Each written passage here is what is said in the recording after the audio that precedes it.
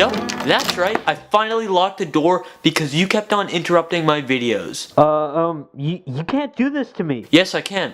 And now, I'm going to be doing some filming Once you open this door, I'm going to break your bones.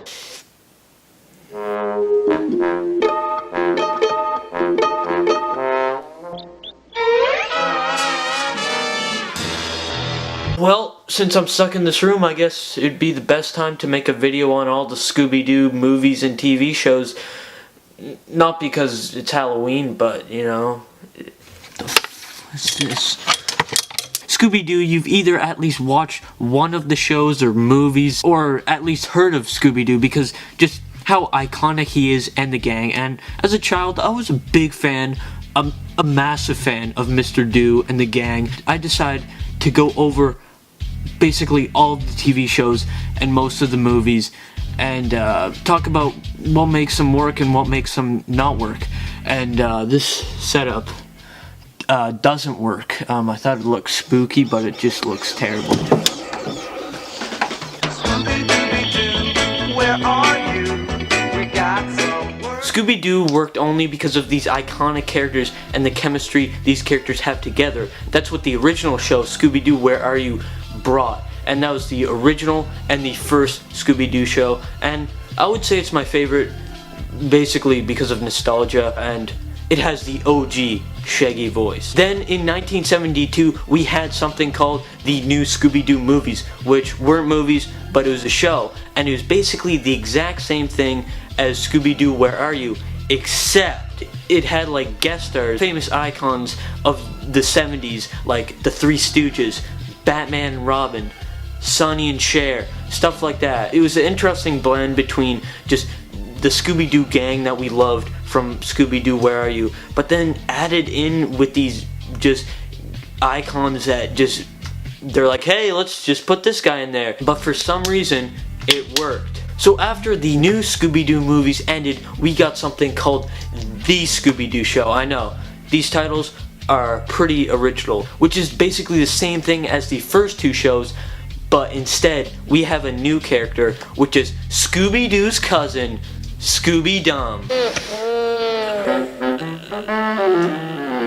Which, if this character was introduced today, the show would get major backlash. So Scooby-Doo just had this reputation of this formula where it's, oh, so this gang, they fight, they figure out these mysteries about these monsters and ghosts, alright? And then it ends up being an old man, and they say, oh, I would have got it away with it if it weren't for you meddling kids. Every single episode. And I would have gotten away with it if it wasn't for you meddling kids. And I would have gotten away with it if it weren't for you meddling kids. That stupid, puppy, nosy kids. What if I told you they just flipped the whole thing, made a show that doesn't revolve around Scooby-Doo, doesn't revolve around the Scooby-Doo gang, doesn't revolve around mysteries, doesn't even have mysteries, doesn't even have any ghosts, and is about cartoons participating in Olympics. And that's called Scooby's Laff-A-Lympics. That's right, laugh with 2 F's. The best way to spell it. So all Scooby's Laff-A-Lympics was just these cartoons, all from the same cartoon company, Hanna-Barbera. They would participate in these Olympics. There'd be 3 teams. We got the Scooby-Doobies, we got the Yogi Yahooies, and then we got the Really Rottens. And they would just use their crazy cartoon abilities to get to the lead of this Olympics. So after the Laff-A-Lympics, we got a new show with Scooby-Doo and probably the most famous, recognizable, but also the worst Scooby-Doo character himself, Scrappy-Doo. So this was the Scooby-Doo and Scrappy-Doo show. That's right, Scrappy-Doo even got his name in the title. That's how important he was to the show. But the show was bad because it solely relied on Scrappy-Doo. For me personally, I never really liked Scrappy-Doo even as a child. He just felt so unnecessary to me. He was just so over the top and eager about everything, but it just ended up with nothing. Scrappy-Doo is just fills me up with rage, every time I think about that little mutt's face. With the other characters of the gang, they help create something for the show, like Scooby and Shaggy, you know, they're scared of ghosts. And so it just creates something more when they encounter a ghost because they're scared of ghosts. Both Scrappy-Doo, he's like, oh yeah, let me get the ghost. But nothing happens with his character. Scrappy-Doo is basically Fred, but his confidence is at 11. And Velma and Fred aren't even in the show. Like, what's going on here? And the same with the 13 Ghosts of Scooby-Doo, which is basically the Scrappy-Doo show. They take out Daphne now. And then it's just 13 episodes, and I think there's like one ghost introduced in every episode. Only you can return the demons to the chest. But it doesn't work because Scrappy-Doo's in it, and just scrap Scrappy-Doo and transition to the next show. So they scrapped Scrappy-Doo, but did they bring back the gang? Yes, they did, but it's different because they're not 20, they're like 5, and it's called A Pup Named Scooby-Doo with a theme song that just bops hard. There's a mystery in town, so call the coolest pup around. Oh, Scooby, a pup named Scooby-Doo. It's just Scooby-Doo, but they're little kids. That's it. It's an enjoyable show.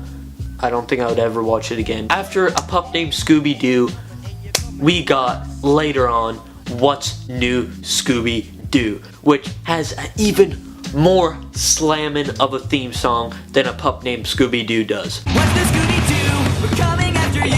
You're gonna solve that mystery. I see you, Scooby-Doo. We're trying to find you. What's new Scooby-Doo? What's New Scooby-Doo is basically the same thing as Scooby-Doo Where Are You, but it's more modernized. And the complaint I had with Scooby-Doo Where Are You is that just it feels so static, like the shots, and it's just here and here. It doesn't flow as smoothly as What's New Scooby-Doo does. The animation is better, obviously, and it just flows more nicely. What's New Scooby-Doo came out in September of 2002, which was 11 years after A Pup Named Scooby-Doo. 2 months before What's New Scooby-Doo came out was the feature film Scooby-Doo, which I'll touch on later, but I think the reason why they kind of put the show around that time was because so then the movie would give some hype for the show, and that's exactly what it did. It created a newer audience for the show because the show was dead for 11 years. That's all it's good for. So if you want to watch the same show, but just it's less awkward, go to this. Then literally 2 months after What's New Scooby-Doo died, we got a new show, completely new, and is, in my opinion, the weirdest Scooby-Doo show. We're on the road again with the teller to the end. I'm gonna sing this song all day long. Two friends on the run, making trouble, having fun. So Shaggy and Scooby-Doo Get a Clue didn't have the gang, just had Shaggy and Scooby-Doo, doesn't have any ghosts, doesn't have any mysteries. So what is it about? So we have Shaggy, and he has this rich uncle named Uncle Albert or something like that. Uncle Albert died, and so Shaggy and Scooby-Doo inherit Uncle Albert's fortune and live in his mansion. They just boss around his robot butler, but then there's this evil German pirate guy named Dr. Phoebes. He's this evil German pirate who hated Uncle Albert, and so now he hates Scooby and Shaggy, and he wants to get the fortune that Shaggy and Scooby-Doo have. This was just one that I totally forgot about. It's just so dumb. Just isn't a Scooby-Doo show. I think what happened was this guy, he had this idea to have this show, but then the producers were like, no one's gonna watch that show.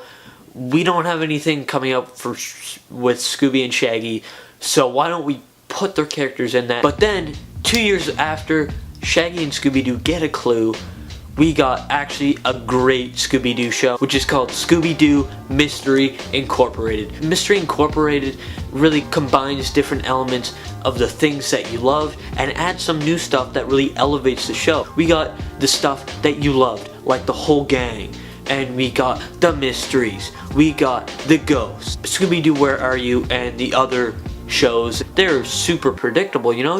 You knew who this guy was gonna be. He's an old man who no one suspected. He lives in a shed or lives in a cabin. Mystery Incorporated also does is it has this huge storyline going on and it incorporates that and it builds off everything since it's this huge storyline and everything connects and there's lots of twists and turns. It's just so entertaining. It doesn't feel like a lot of cartoon shows where it feels like there's a restart button every episode, and without this restarting timeline that cartoons do, you really evolve these characters. These characters become more developed because you learn about their past and their struggles. 2015 we got basically the opposite of that. Be Cool Scooby-Doo, which doesn't have the great animation that Mystery Incorporated has. It's just super basic and odd looking with everyone having these like bulging eyeballs. It's more reliant on the jokes than it is the mystery,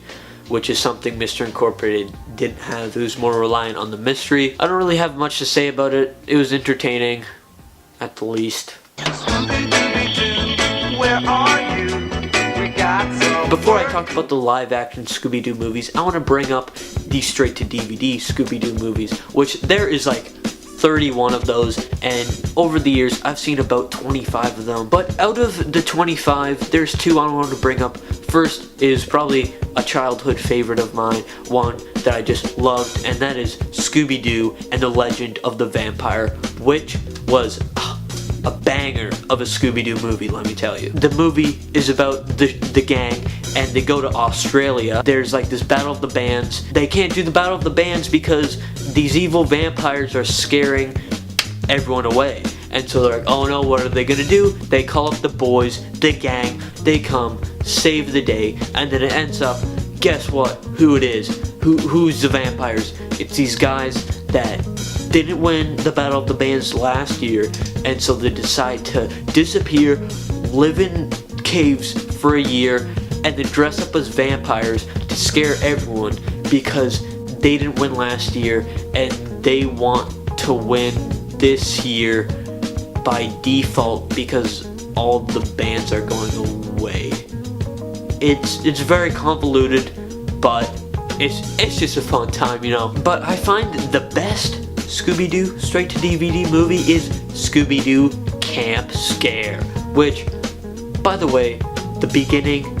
Let me just roll a bit of the start.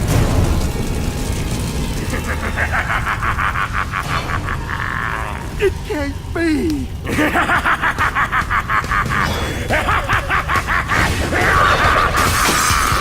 Here comes summer. Like, what? You start this movie and you try to traumatize children, but then you cut to this upbeat, fun intro, like, oh yeah, everything's okay, trying to distract you from how traumatizing that scene was. But Camp Scare really pulls a Shyamalan on us, and that is, the whole plot is about this evil woodsman trying to terrorize the camp, the whole gang. They're kind of camp counselors as well, and so they're helping out with these kids. So one of these kids is this fat kid with asthma, and you know, you don't suspect him to do anything, but guess what? He ends up being a middle-aged criminal who wants to blow up the dam so he can get the treasure inside.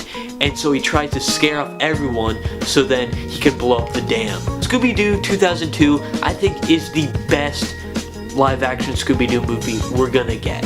Sure, if you like Scooby-Doo 2 Monsters Unleashed better, that's fine. There's not much of a difference, except for one has Seth Green in it. The film definitely captures the spirit of the original cartoon series with this dumb and goofy, kind of predictable theme to it, and these goofy things that just don't make any sense, like the Shaggy and Scooby burping contest.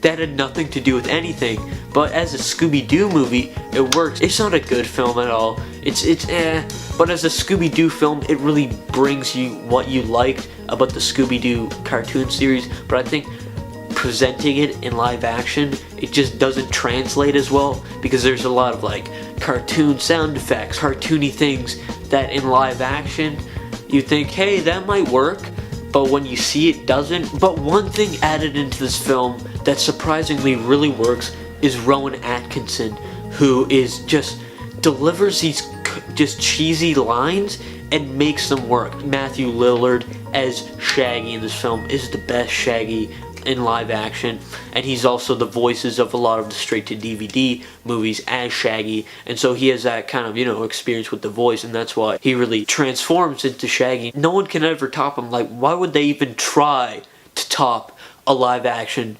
Scooby-Doo? Why would they even make another one? Like, no one wants to hear about the origin story. Scooby-Doo, The Mystery Begins, you guessed it, is a prequel to the Scooby-Doo franchise, which kind of pulls like an X-Men timeline on us. Like, did a pup named Scooby-Doo happen, or is that in the cartoon world? And does the live-action world cross over with this?